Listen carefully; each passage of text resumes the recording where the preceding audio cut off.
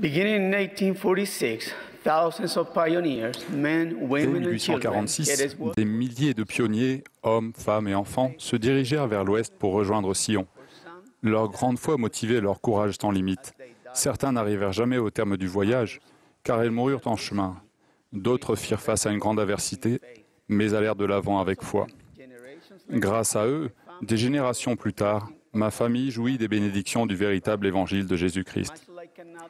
Comme un autre jeune homme dont je parlerai plus tard, j'avais 14 ans lorsque j'ai commencé à me poser des questions concernant la religion et mes croyances.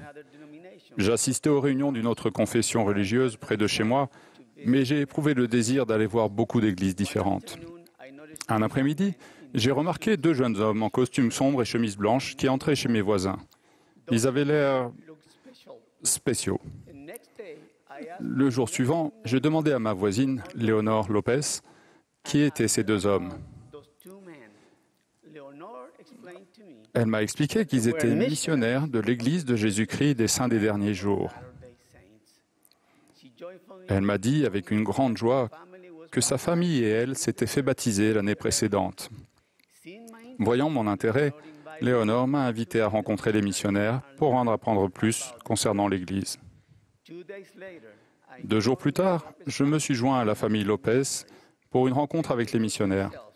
Ils se sont présentés comme étant Elder Messerly d'Ogden, en Utah, et Elder Osorio de Walnut Creek, en Californie.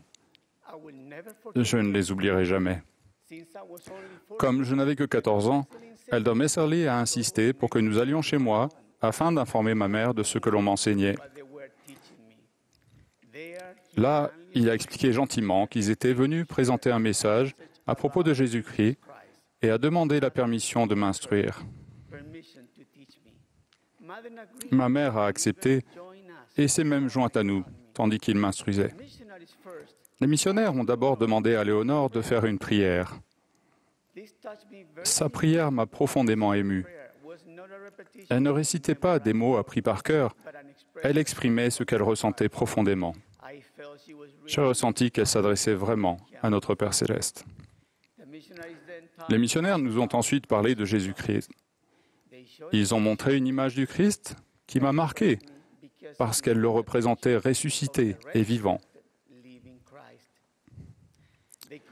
Ils ont poursuivi en nous enseignant comment Jésus avait établi son Église primitive, lui-même en étant à la tête, accompagné de 12 apôtres. Ils nous ont parlé de l'apostasie et ont expliqué que la vérité et l'autorité du Christ avaient été retirées de la terre après la mort de ses apôtres.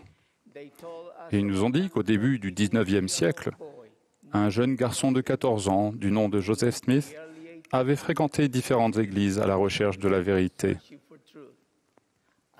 Plus le temps passait, plus il était troublé.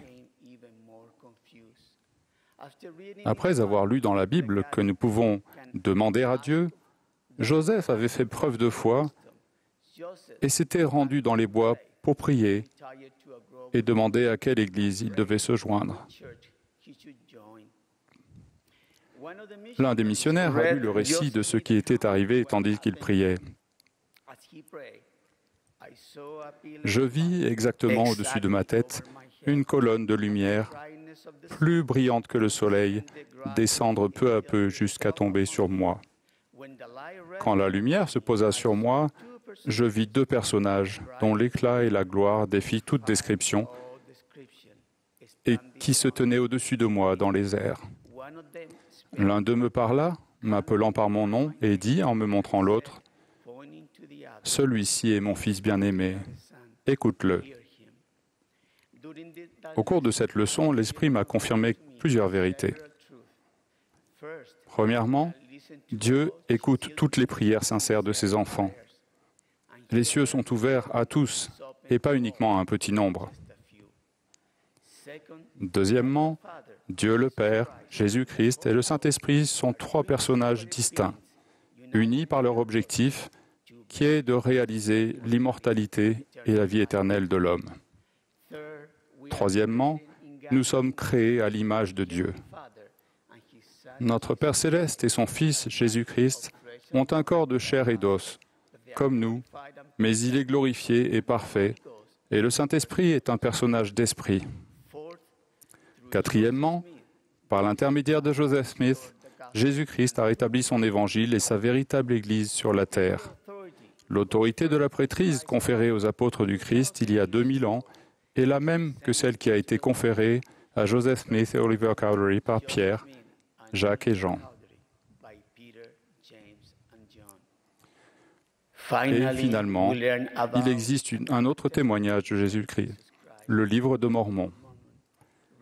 Écrit par d'anciens prophètes, il relate l'histoire de peuples qui ont vécu dans les Amériques avant, pendant et après la naissance de Jésus.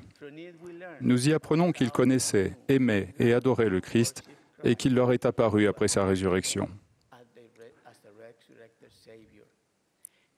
L'Esprit m'a profondément ému lorsque j'ai appris ce que le Sauveur leur a déclaré. Voici, je suis Jésus-Christ, dont les prophètes ont témoigné qu'il viendrait au monde. Les missionnaires nous ont donné un exemplaire du livre de Mormon. Nous avons lu et accepté l'invitation qui se trouve à la fin, qui dit « Et lorsque vous recevrez ces choses, je vous exhorte à demander à Dieu, le Père éternel, au nom du Christ, si ces choses ne sont pas vraies. Et si vous demandez d'un cœur sincère, avec une intention réelle, ayant foi au Christ, il vous en manifestera la vérité par le pouvoir du Saint-Esprit.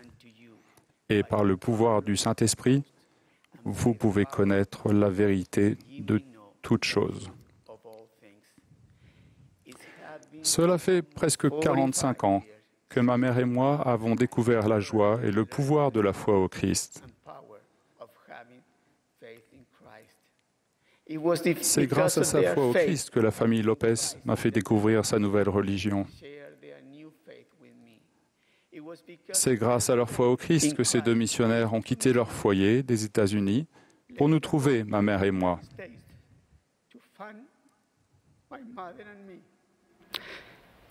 C'est la foi de tous ces chers amis qui a planté en nous la petite graine de foi qui est devenue depuis un immense arbre de bénédiction éternelle. Au cours de ces années bénies, nous avons appris que, comme l'a déclaré le président Nelson, toute bonne chose dans la vie, toute bénédiction potentielle d'importance éternelle commence par la foi. Permettre à Dieu de prévaloir dans notre vie commence par la foi qu'il est disposé à nous guider. Le repentir véritable commence par la foi que Jésus-Christ a le pouvoir de nous purifier, de nous guérir et de nous fortifier. J'invite chacun de nous à renforcer continuellement sa foi au Christ. Il a changé la vie de ma mère bien-aimée et la mienne, et ne cesse de changer celle de toutes les personnes qui le cherchent. Je sais que Joseph Smith est le prophète du rétablissement, que le président Nelson est le prophète aujourd'hui, que Jésus est le Christ vivant et notre Rédempteur, et que notre Père céleste vit et répond à toutes les prières de ses enfants. Je témoigne de ces vérités au nom sacré de Jésus-Christ. Amen.